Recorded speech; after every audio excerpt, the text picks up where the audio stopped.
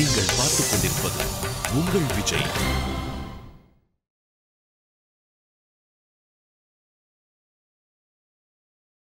அல்லல் போம்பல் வினை போம் அன்னை வயிற்றில் பிறந்த தொல்லை போம் போகா துயரம் போம் நல்ல குணம் அதிகமாம் அருணை கோபுரத்துள் விற்றிருக்கும் கணபதியை கைதொழுதக்கால்.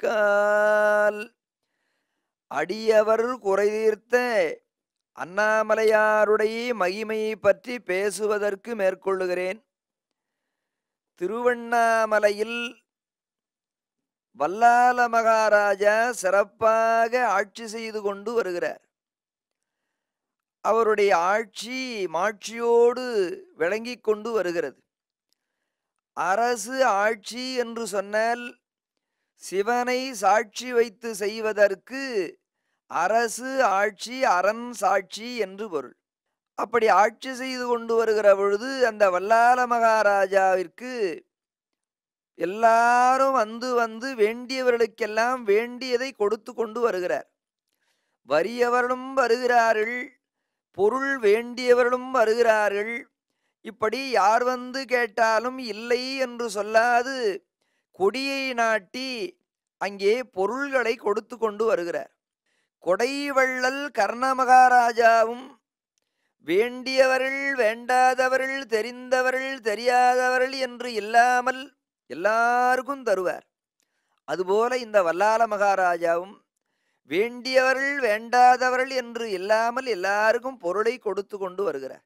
அப்படி வல்லால மகாராஜா கொடுத்து கொண்டு ஆட்சி செய்து கொண்டு வருகிற பொழுது அவருக்கு 2 இல்லத் துணைவிமார்கள். மூத்த மனைவி மல்லம்மாள், இளைய மனைவி சல்லம்மாள் என்று பெயர். 2 மனைவியரோடு வாழ்க்கையை நடத்தி கொண்டு வருகிறார். அவருக்கு எல்லா வசதியும் இறைவன் கொடுத்திருக்கிறார். ஆனால் அவருக்கும் ஒரு குறை உண்டு. என்ன குறை?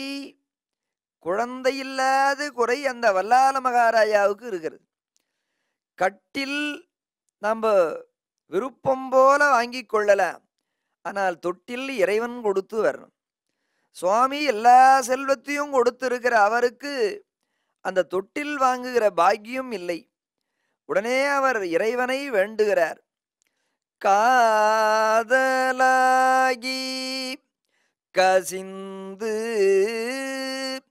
கண்ணீர் மல்கி ஓதுவார் தமை நன்னெறிக்கு உய்ப்பது வேதம் 4னும் மெய்ப்பொருளாவது நாதன் நாமம் நம சிவாயவே. இப்படி இறைவனிடத்தில் காதலாகி கசிந்து கண்ணீர் மல்கி எல்லாரும் வேண்டணும். அவர் இறைவனிடத்துல வேண்டுறார்.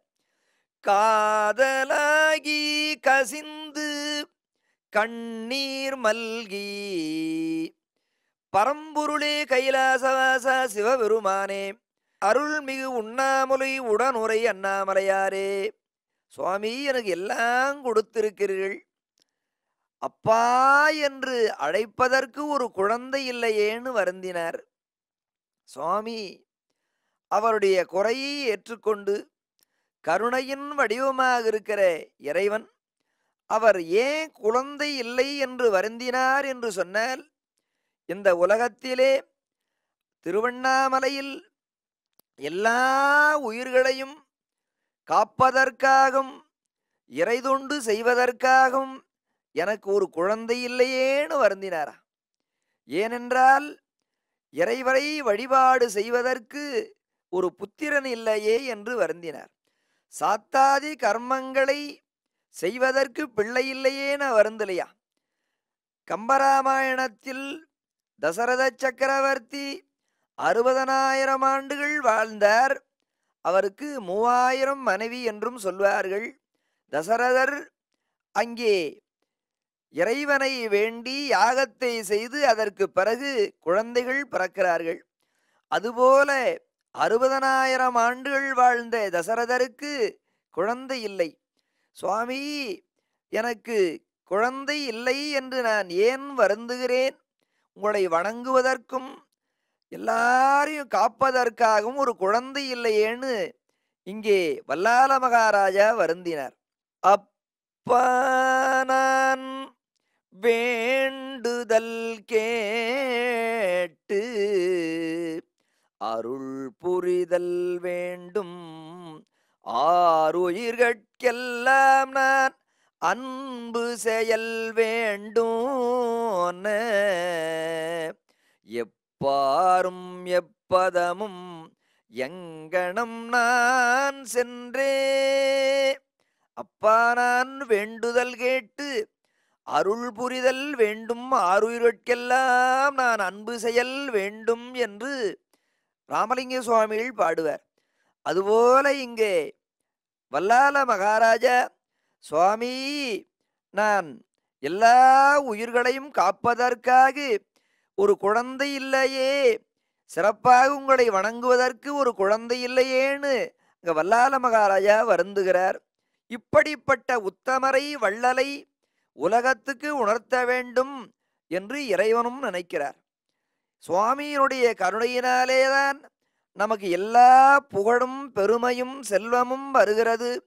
அப்படி இறைவனுடைய திருக்கருணையினால் அந்த 32 வகையான தானங்களை அவர் செய்து கொண்டு வருகிறார். திருமூலர் சொல்லுவார், யாவர்க்குமாம் இறைவர்க்கோர் பச்சிலை, யாவர்க்குமாம் பசுவிற்கோர் வாயுரை, யாவர்க்குமாம் உண்ணும் போது ஒரு கைப்பிடி, யாவர்க்குமாம் பிறர்க்கு இன்னுரைதானே.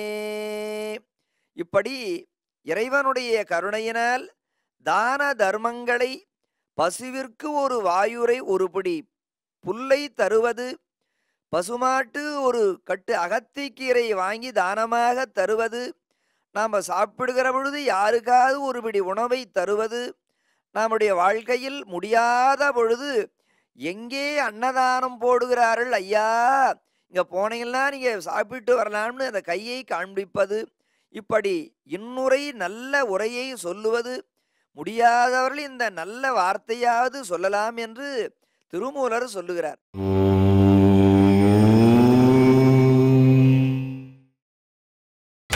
நீங்கள் பார்த்துக் கொண்டிருப்பது உங்கள் விஜய். வல்லால மகாராஜா தான தர்மங்களையெல்லாம் செய்து கொண்டு வருகிறார். இவருடைய பெருமையை உலகத்துக்கு உணர்த்த வேண்டும் என்று சிவபெருமான் நினைக்கிறார். அப்படி இறைவனே நினைந்து திருவண்ணாமலையில் இருக்கிற அருள்மிகு உண்ணாமுலை உடனுரை அண்ணாமலையார் வருகிறார். எப்படி வருகிறார் என்று சொன்னால், அவர் ஒரு ஆண்டி கோலத்திலே வருகிறார். அப்படி வயதானவராக வந்து கேட்டதையெல்லாம் தருகின்ற அந்த வல்லால மகாராஜாவிடத்தில், ஐயா, உங்களிடத்திலே ஒன்றை நான் இன்று இரவிற்கு ஒரு பொருள் தேவை, அதை வாங்கி கொண்டு போலாம் என்று வந்திருக்கிறேன் என்றார். சுவாமி, என்னுடைய உயிரை கேட்டாலும் நான் தருவேன். உங்களுக்கு பொன் வேண்டுமா, பொருள் வேண்டுமா, செல்வம் வேண்டுமா? தானத்திலே சிறந்தது அன்னதானம். அன்னதானத்தை விட 1000 மடங்கு சிறந்தது அறிவுதானம். அறிவுதானத்தை விட 1,00,000 மடங்கு சிறந்தது ஆடைதானம். ஆடைதானத்தை விட 1,00,00,000 மடங்கு சிறந்தது நிதானம்.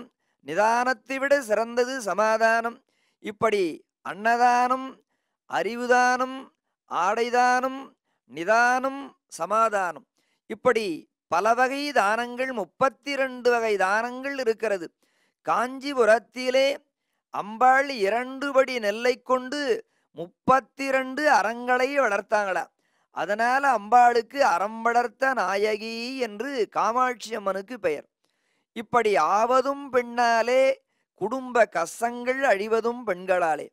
ஆகவே இந்த தான தர்மங்களையெல்லாம் செய்து கொண்டு வருகிற அந்த வல்லால மகாராஜா, சுவாமி, என்னுடைய உயிரையும் கேளுங்கள், தருகிறேன் என்று சொல்லுகிறார்.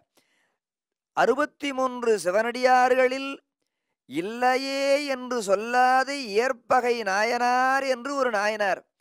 அந்த இயற்பகை நாயனார் தன்னுடைய மனைவி அழகாக இருக்கிறார் என்று ஒரு சிவனடியார் கேட்கிறார். சுவாமி, இந்த மனைவி என்னுடைய மனைவி வேண்டும் என்று கேட்டதனால நீங்கள் அழைத்து கொண்டு போங்கன்னு தன்னுடைய மனைவியே கொடுத்தாராம் இயற்பகை நாயனார். அதுபோல இங்க வந்திருக்கிற ஒரு சிவனடியார் இன்று இரவுக்கு எனக்கு ஒரு பெண் துணைக்கு தேவை என்று கேட்கிறார். உடனே இந்த வல்லால மகாராஜா பார்க்கிறார், வந்திருக்கிறவர் சிவசின்னத்தோடு இருக்கிறாரே, சிவனடியாராக இருக்கிறாரே, இப்படிப்பட்ட ஒரு சிவனடியார் ஒரு பெண் இன்று இரவுக்கு துணைக்கு வேண்டும் என்று கேட்கிறாரேன்னு வருந்தினார்.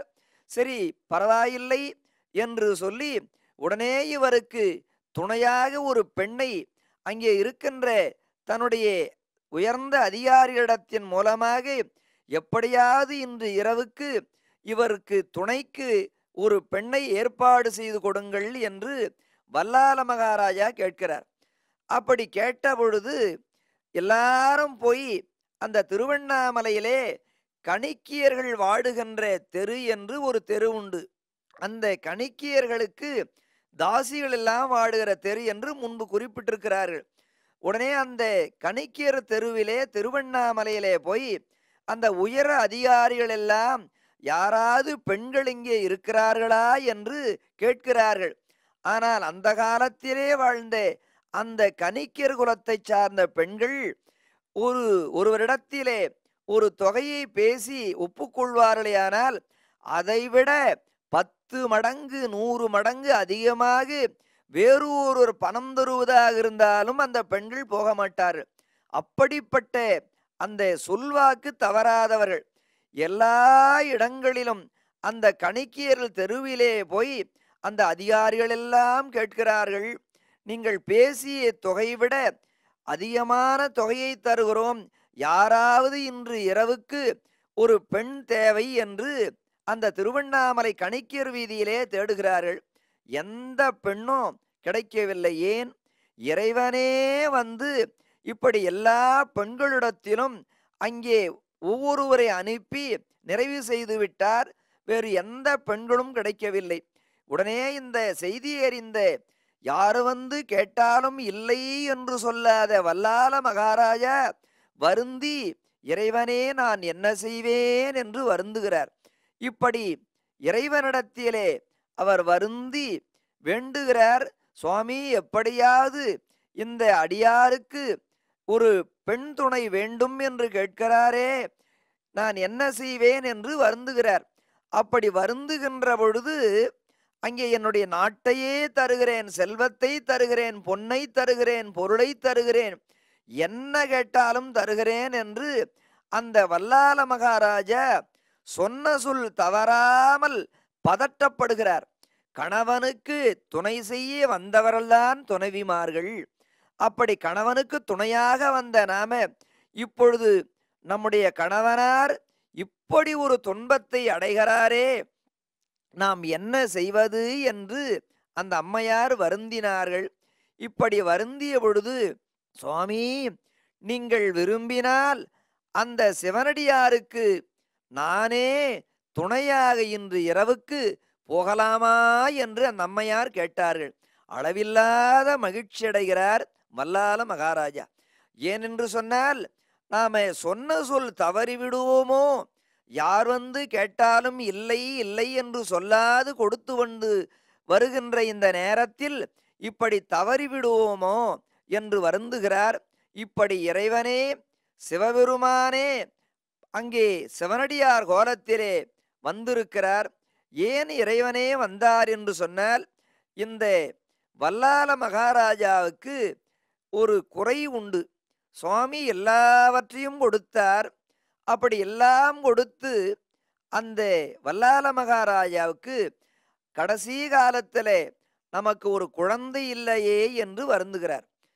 வாழ்க்கையில் குழந்தையை பெற வேண்டும், குழந்தையை பெறாதவர்களுக்கு சொர்க்கம் இல்லை என்று வேதங்களிலே சொல்லுகிறது.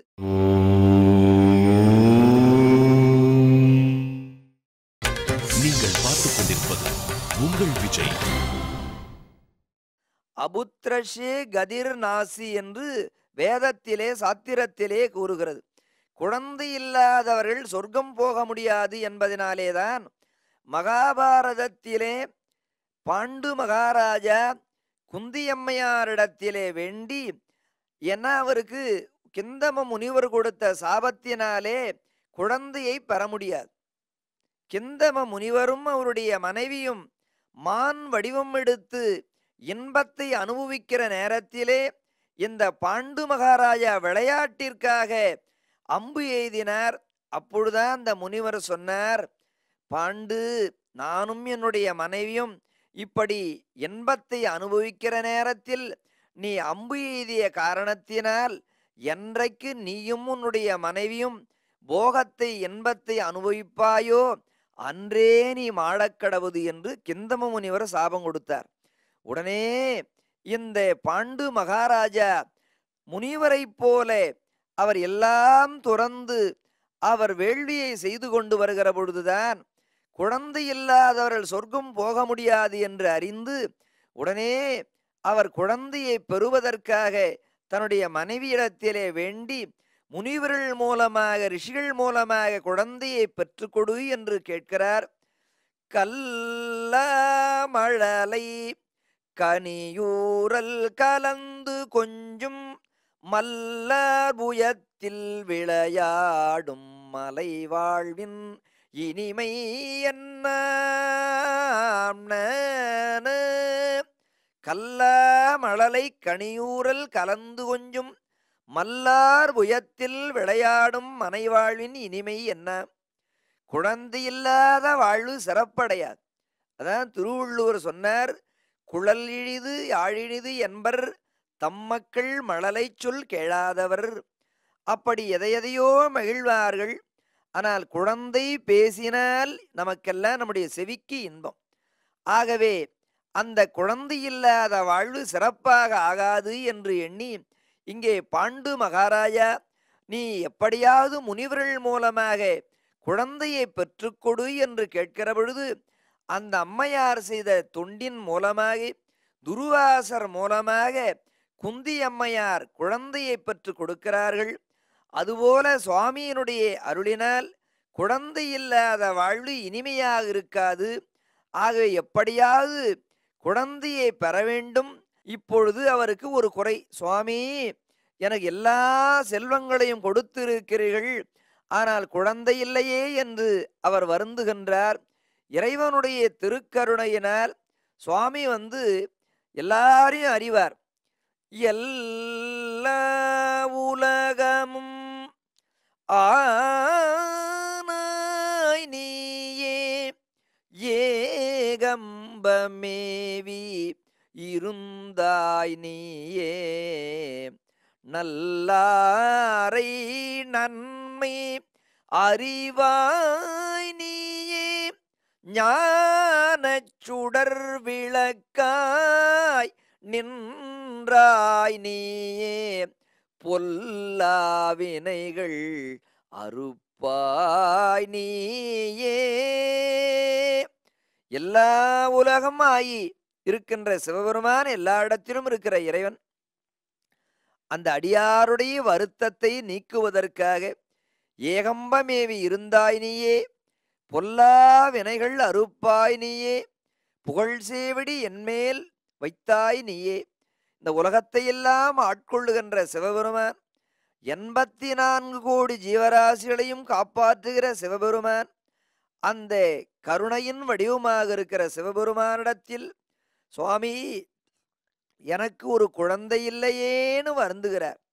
அப்படி யாரெல்லாம் இறைவனை வேண்டுகிறார்களோ அந்த வேண்டியவர்களுக்கெல்லாம் அருள்வாளிக்கின்ற இறைவன் பால் நினைந்தூட்டும் தாயினும்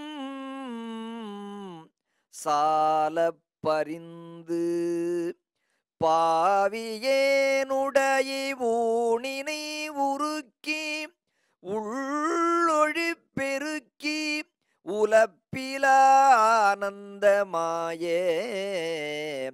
தேனினைச் சொரிந்து புறம் புறம் திரிந்த செல்வமே சிவபெருமானே யான் உனைத் தொடர்ந்து சிக்கென பிடித்தேன் எங்கெழுந்தருள்வது இனியே. மாணிக்கவாசகப் பெருமான் பாடுவார். அப்படி யாரழைத்தாலும் கருணை செய்கிற சிவபெருமான் பால் நினைந்தூட்டும் தாயினும் ஒரு இல்லத்தில் குழந்தை உறங்கிக் கொண்டிருக்கிறது. தாய் எழுப்பி பால் தருவாள், அது முதல் வகை. அழுத பின்பு பால் தருவது இரண்டாவது வகை. சில தாய்மார்கள் அழுதாலும் கொஞ்ச நேரம் அழட்டமேன்னு நினைத்து கொண்டிருப்பார்கள், அது மூன்றாவது வகை. ஆனால் சிவபெருமானுடைய கருணையோ பால் நினைந்தூட்டும் தாயினும் சாலப்பறிந்து கருணை செய்கின்றவர் சிவபெருமான். அப்படிப்பட்ட கருணை தெய்வமாக இருக்கிற சிவபெருமானை வல்லால மகாராஜா வேண்டுகிறார். சுவாமி, எனக்கு ஒரு குழந்தை செல்வம் இல்லையே உங்களை வணங்குவதற்கு என்று. இப்படி என்ன வேண்டுகிறோமோ சுவாமி கருணை செய்வார். ஆனால் இந்த பிறவியில் இறைவனை நாம வேண்டாமல் இருக்கக்கூடாது. அப்பர் பெருமான் சொல்லுவார், அன்னம் பாலிக்கும் தில்லை சிற்றம்பலம் பொன்னம் பாலிக்கும் மேலும் இப்பூமிசை எண்ணம் பாலிக்குமாறு கண்டு இன்புற இன்னம் மாலிக்குமோ இப்பிறவியே.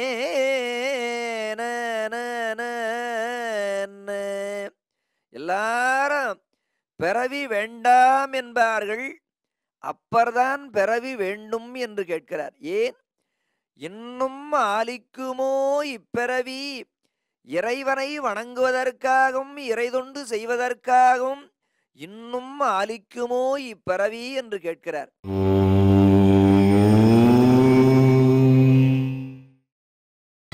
நீங்கள் பார்த்துக் கொண்டிருப்பது உங்கள் விஜய். எல்லாரும் பிறவி வேண்டாம் என்பார்கள். அப்பர்தான் பிறவி வேண்டும் என்று கேட்கிறார். ஏன்? இன்னும் ஆலிக்குமோ இப்பிறவி, இறைவனை வணங்குவதற்காகவும் இறைதொண்டு செய்வதற்காகவும் இன்னும் ஆலிக்குமோ இப்பிறவி என்று கேட்கிறார். அதுபோல வல்லால மகாராஜா சுவாமியை வணங்குவதற்கும் இறைதொண்டு செய்வதற்கும் திருவண்ணாமலையில் இருக்கிற மக்களையெல்லாம் காப்பாற்றுவதற்கும் ஒரு குழந்தை இல்லையே என்று வருந்தினார். அப்படி வருந்திய அவருக்காக சுவாமியும் கருணை கொண்டு அந்த திரு அண்ணாமலையில் அந்த திருவண்ணாமலுடைய பெருமை சொல்ல முடியாது பெருமைக்குரிய இறைவன் சம்பந்த திருஞான சம்பந்த பெருமான் பாடுவார். உண்ணாமுலை உமையாளோடும் உடனாகிய ஒருவன் பெண்ணாகிய பெருமான் மலை திருமாமணி திகழ மன்னார்ந்தன அருவித்திரல் மன்னார்ந்தன அருவித்திரல் மழலை முழவு அதிரும் அண்ணாமலை தொழுவார்வினை வழுவா வண்ணம் அருமே. அண்ணாமலை தொழுவார்வினை வழுவா வண்ணம் அருமே. அங்கு இருக்கிற அம்பாளுக்கு அருள்மிகு உண்ணாமுலை உடனுரை அண்ணாமலையார் என்று பெயர். ஏனென்று சொன்னால் அம்பாள் உண்ணாமுலையாக இருக்கிறாளாம். ஏன்னா ஞான கண்ணியாக அம்பாள் இருப்பதனால இரவிக்கு உண்ணாமுலை என்று பெயர், உண்ணாமலை அல்ல. எல்லாரும் உண்ணாமலை என்று சொல்வார்கள், இரவிக்கு உண்ணாமுலை என்று பெயர். ஞான கண்ணியாக இருப்பதனால அபித கூஜாம்பாள் உடனுரை அருணாச்சலேஸ்வரர் என்றும் பெயர். அருள்மிகு அபித கூஜாம்பாள் பெரிய சனத்தை உடையவள் என்று பொருள். இப்படி அம்பாள் அங்கே உண்ணாமுலை உமையாளுடும் உடனாகிய ஒருவன் பெண்ணாகிய பெருமான்மலை திருமாமணி திகழ மன்னார்ந்தன அறிவித்திரல் மழலை முழவு அதிரும் அண்ணாமலை தொழுவார்வினை வழுவாவண்ணும் அருமை. திருத்தில்லையில் நடராஜப் பெருமானை யாரெல்லாம் போய் தரிசிக்கிறார்களோ அவர்களுக்கு மறு பிறவி கிடையாது. திருவாரூரில் யார் பிறக்கிறார்களோ அவர்களுக்கெல்லாம் மறு பிறவி கிடையாது. காசியில் இறந்தவருடைய அஸ்தியை கொண்டு போய் கரைத்தால் அவர்களுக்கு மறு பிறவி கிடையாது. காஞ்சிபுரத்திலே வாழ்ந்தால் அவர்களுக்கு மறு பிறவி கிடையாது. ஆனால் திருவண்ணாமலையை நினைத்தாலே அவர்களுக்கு மறு பிறவி கிடையாது. அண்ணாமலை தொழுவார்வினை வழுவாவண்ணும் அருமே என்று சுவாமிகள் திருஞான சம்பந்தப் பெருமான் பாடுறார்.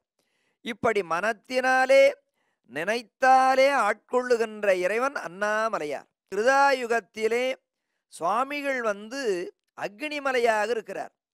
திரேதாயுகத்தில் மாணிக்க மலையாக இருக்கிறார். துவாபர யுகத்திலே பொன்மலையாக இருக்கிறார். ஆனால் சுவாமிகள் கலியுகத்திலே கல்மலையாக இருக்கிறார். இப்படி 96 பிரம்ம விஷ்ணுக்கள் பூஜித்த திருத்தலம் அந்த திரு அண்ணாமலை. ஆகவே திருவண்ணாமலையில் எவ்வளவுதான் மழை பொழிந்தாலும் அது அக்னி மலையாக இருப்பதினாலே அந்த தண்ணீரையெல்லாம் அது ஈற்றுக்கொள்ளுமா.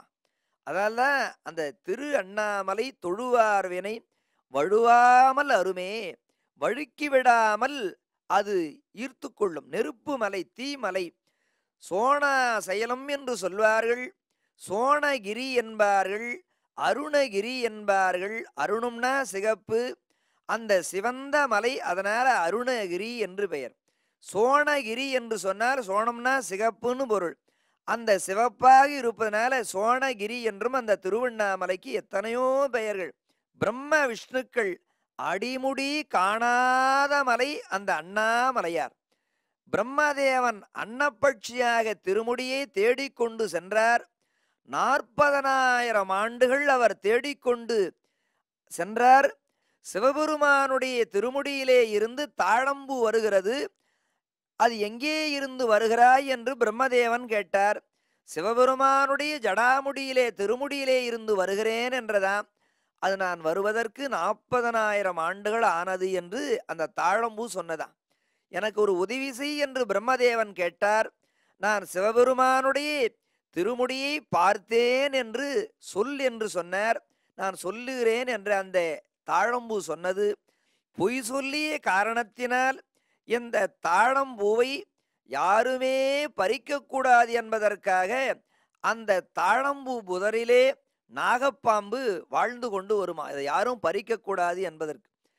பிரம்மதேவன் இப்படி இறைவனுடைய திருமுடியை காண முடியவில்லை. ஆனால் திருமாலாக இருக்கிறவர் சிவபெருமானுடைய திருவடியை காண வேண்டும் என்று சொல்லி பன்றி வடிவம் எடுத்து கொண்டு போறார். இப்படி பலகாலம் சென்றார். அவராலையும் சிவபெருமானுடைய திருவடியை பார்க்க முடியல. செல்வத்தாலும் கல்வியாலும் காண முடியாத இறைவன் அண்ணாமலையார். அன்பு ஒன்றினாலேதான் அந்த இறைவனை காண முடியும். அப்படி அன்புருவாக இருக்கிற இறைவன் சிவபெருமான் அன்பேனும் பிடியுள் அகப்படும் மலையேன அன்பெனும் கூடில் புகும் அரசே. அன்பெனும் பிடியுள் அகப்படும் மலை அந்த திரு அண்ணாமலை. அன்புக்கு சுவாமி கருணையின் வடிவமாக இருக்கின்ற அண்ணாமலையார். இப்படி அடிமுடி காணாத மலையாக சுவாமி அந்த திருவண்ணாமலையிலே எழுந்தருளிருக்கின்றார். இறைவனிடத்திலே நாமெல்லாம் கூட வேண்டும் வேண்டும் என்று கேட்கணும். இதைத்தான் ராமலிங்க சுவாமிகள் சொல்லுகிறார்.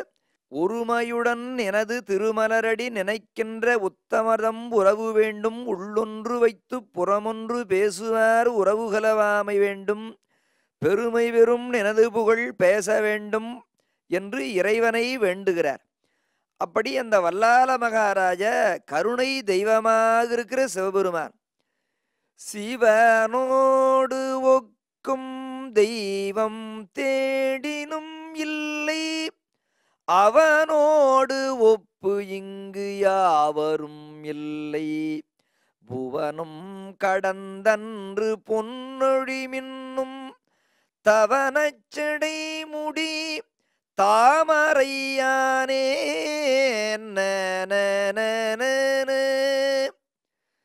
கருணையின் வடிவமாக இருக்கின்ற சிவபெருமானே, சாமகீத பிரியன் மணிகண்ட ஸ்ரீகண்ட ஜெய ஜெயவெனும் தொண்டர் இதயமலர் மேவியே, சடாமகுடன் தகன சந்திரசேகரன் இடபவாகனன் திரிசூலன் சூலபாணி சுயம்பு மாதீவன் அமலன். சிவபெருமானுக்கு ஒரு பெயரா? ஆயிரம் ஆயிரம் நாமங்களை உடையவர் சிவபெருமான். பேராயிரம் பரவி வானோரேத்தும் பெம்மானை, பிரிவிலாடியார்க்கென்றும் வாராத செல்வம் வருவிப்பானை. அடியார்கள் என்ன கேட்டாலே சுவாமி தருவார். அந்த கருணையின் வடிவமாக இருக்கிற சிவபெருமான், சிவனோடு ஒக்கும் தெய்வம் தேடினும் இல்லை. அந்த சிவபெருமானுடைய ஐந்தெழுத்தை சொன்னால் கேட்டதையெல்லாம் சுவாமி தருவார். நினைத்தாலே தருகின்ற கடவுள் சிவபெருமான்.